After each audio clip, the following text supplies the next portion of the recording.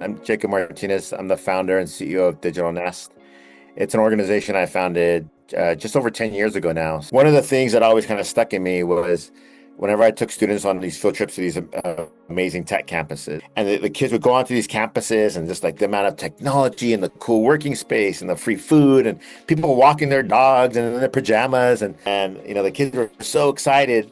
But then I was bringing them back to Watsonville, and they were like in computer labs of rows of desktop machines with big old outdated headsets, and people telling them like, go in there, you got an hour in the lab and be quiet and just work. And so just like that experience for me was always kind of troubling.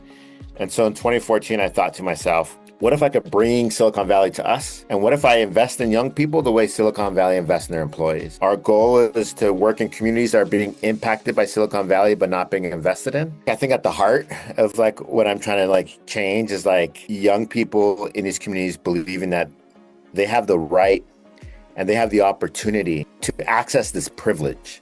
If I could give these young people the access to these resources and having them walk a little taller, having them be a little bit more confident, walk into a room and say, yeah, I got the knowledge and I got the skills and I got the people, the community behind me to support me. I think not only will it be transformative for them and their families, but our entire communities will be transformed and transformed from within. Now we're in this phase of like, we have two real pathways, web and IT, which is software development, coding, web design, and then digital arts and tech, and which is like graphic design, content creation. The youth that we're seeing going through are gaining skills and coming out with higher confidence. And then you throw in AI, right? And so if all of our work was about how do we get young people prepared for like entry-level jobs in company, and now you're seeing with AI, people saying, hold up, like we may not need as many entry-level jobs, or we're trying to be more efficient. Like, what does that do for our programming? And one of the sectors that most excites me is entrepreneurship. There is often this belief that entrepreneurs, especially tech entrepreneurs, need to migrate to a tech hub.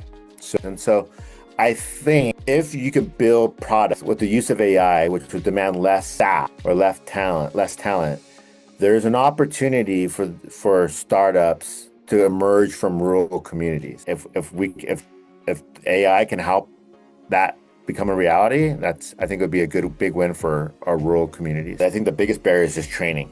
In communities that are further away from the valley or any tech hub and don't have organizations like Digital Nest in their community, where are they going to get the training on AI? The schools are not equipped to provide it. The school system's challenged in trying to keep up.